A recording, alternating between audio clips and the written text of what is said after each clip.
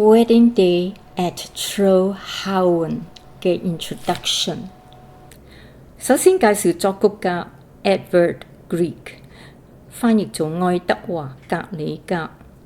佢係一位挪威作曲家同埋鋼琴家，出生於1843年，死於1907年，一共64歲，係一位浪漫時期，即係 Romantic Era 嘅頂尖作曲家。佢嘅樂曲咧好多都有採用挪威民歌嘅元素，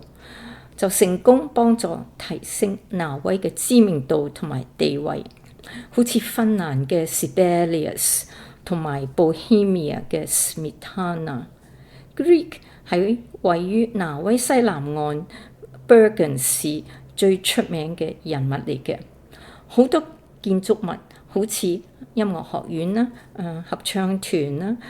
博物館啦，都有採用佢嘅名，又有好多佢嘅雕像。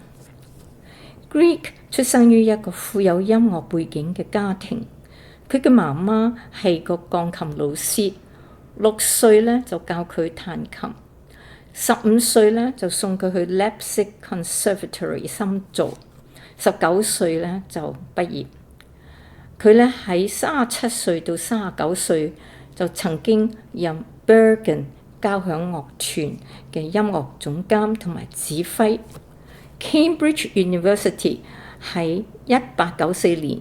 佢51歲嗰時，同埋 Oxford University 喺1906年佢63歲嗰時候，頒發咗個名譽博士學位俾佢。Grieg 最出名嘅樂曲咧就係 A 小調鋼琴協奏曲，即係 Piano Concerto in A Minor， 係作於1868年佢25歲嗰時候。佢嘅 Peer Gynt Suite， 特別係 Morning Mood 同埋 In the Hall of the Mountain King 都係好受歡迎嘅。因為佢自己咧係個鋼琴家，所以咧就譜寫咗10套，一共66首嘅鋼琴樂曲。佢嘅太太 Nina Grieg 就係一位女高音，Grieg 咧就為佢嘅太太作咗140首歌曲咁多。Grieg 咧就長久患病，佢咧64歲，即係1907年就死於心臟病，有3到4萬人參加佢嘅葬禮。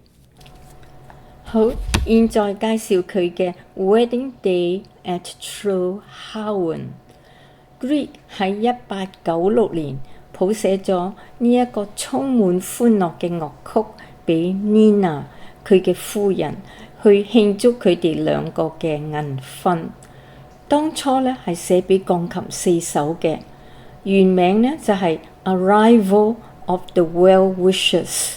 因為嗰日咧有好多客人去 Trollhättan 嘅 Fossley Hotel 慶祝佢哋嘅結婚25週年。呢一首樂曲咧就喺1897年出版喺 Lyric Pieces Book 8 Opus 65 No. 6， 曲名咧就改為 Wedding Day at Trollhättan。Grieg 曾經喺1903年自己親自表演呢一首樂曲。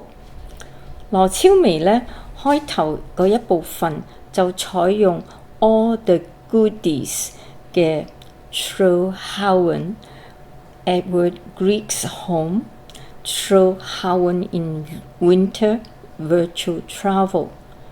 後面嗰一部分呢就採用 Simon Trpczewski 同埋 Anna Arrangelova 表演同我哋兩個同一首嘅樂曲嘅錄影，就去代入我哋兩個嘅虛擬鋼琴4首嘅錄音。好，現在請大家欣賞，多謝。